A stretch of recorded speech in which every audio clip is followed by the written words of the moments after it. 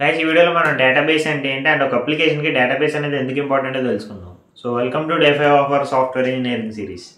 ఒక ఆర్గనైజేషన్ యొక్క టోటల్ డేటాని ఆర్గనైజ్డ్గా స్టోర్ చేసుకునే ప్లేస్నే డేటాబేస్ అని అంటారు. అండ్ ఈ డేటాబేస్లో మెయిన్గా మనకి 2 టైప్స్ ఉంటాయి. ఒకటి వచ్చేసరికి ఎస్క్యూఎల్ డేటాబేసెస్ అండ్ ఇంకోటి వచ్చేసరికి న్యూ ఎస్క్యూఎల్ డేటాబేసెస్. అండ్ ఈ డేటాబేస్ కాన్సెప్ట్స్ వచ్చేసరికి చాలా ఇంపార్టెంట్. ఎందుకో మీకు ఒక ఎగ్జాంపుల్తో చెప్తాను. మీరు డైలీ యూస్ చేసే ఇన్స్టాగ్రామ్ అప్లికేషనే తీసుకుందాము.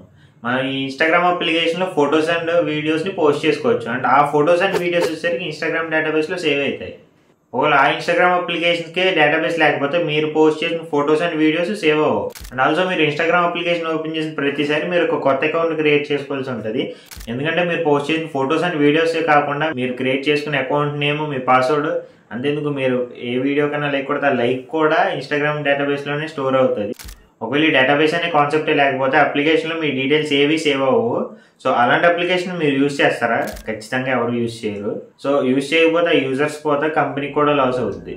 సో అందుకే డేటాబేస్ అనేది చాలా ఇంపార్టెంట్ కాన్సెప్ట్ అని చెప్పాను. అండ్ ఆల్సో ఇంటర్వ్యూస్లో కూడా డేటాబేస్ కాన్సెప్ట్స్ మీద సపరేట్గా 15 to 30 minutes క్వశ్చన్స్ అడుగుతారు. ఒకవేళ మీరు ఇంటర్వ్యూస్ ప్రిపేర్ అవుతూ డేటాబేస్ కాన్సెప్ట్స్ నేర్చుకోవాలంటే one of the best website వచ్చేసరికి జావా డిపాయింట్. ఈ వెబ్సైట్లో మనకి డేటాబేస్ కాన్సెప్ట్సే కాకుండా ఇంజనీరింగ్ రిలేటెడ్ ప్రతి సబ్జెక్ట్ని నేర్చుకోవచ్చు. అండ్ ఆల్సో ఈ వెబ్సైట్లో మనకి ఇంటర్వ్యూ క్వశ్చన్స్ కూడా అవైలబుల్ ఉంటాయి. సో ఇది డేటాబేసెస్ గురించి అండ్ వాటి ఇంపార్టెన్స్ గురించి. ఇలాంటి ఇన్ఫర్మేటివ్ వీడియోస్తోనే మేము ముందుకు వస్తుంటాను. సో మన పేజ్ని ఫాలో చేసి ఈ వీడియోని లైక్ చేసి మీ ఫ్రెండ్స్తో షేర్ చేయొచ్చు కదా, వాళ్ళకి కూడా యూజ్ అవుతుంది.